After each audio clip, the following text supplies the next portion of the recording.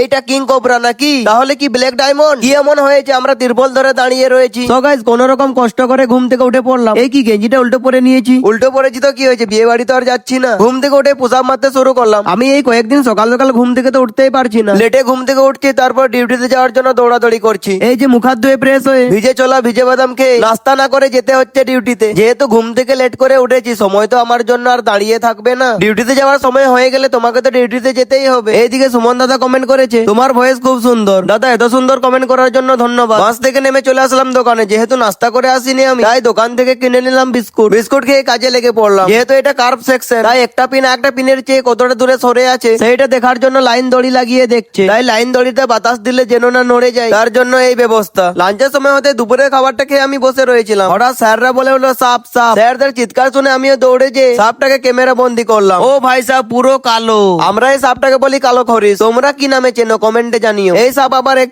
বলে ছবি করে দেয়। ডিউটি ছুটিতে আমরা সবাই বাসের জন্য ওয়েট করছিলাম। বেশ কিছুক্ষণ ওয়েট করার পর বাস আসতেই বাসে উঠে পড়লাম। তোমরা একটা ভালো কমেন্ট করো। যার কমেন্ট আমার ভালো লাগবে তার নামটা আমার মিনি ব্লগে বলবো। রুমে এসেই গোসল করে ফ্রেশ হয়ে প্রতিদিন তো রাত্রিবেলায় ভাত খাচ্ছি, আজকে আর ভাত খাবো না। তাই তো আমি চলে আসলাম দোকানে। দোকান থেকে কিনলাম দই। এই যে চিড়ে খাবো, চিড়েটাকে জল দিয়ে প্রথমে ধুয়ে নিলাম। আর এই যে গুড় সঙ্গে নিলাম দই, একদম একসঙ্গে মেখে খেতে শুরু করলাম। তোমরা কিন্তু এইভাবে খেয়ে দেখতে পারো, খেতে কিন্তু হেভি টেস্টি।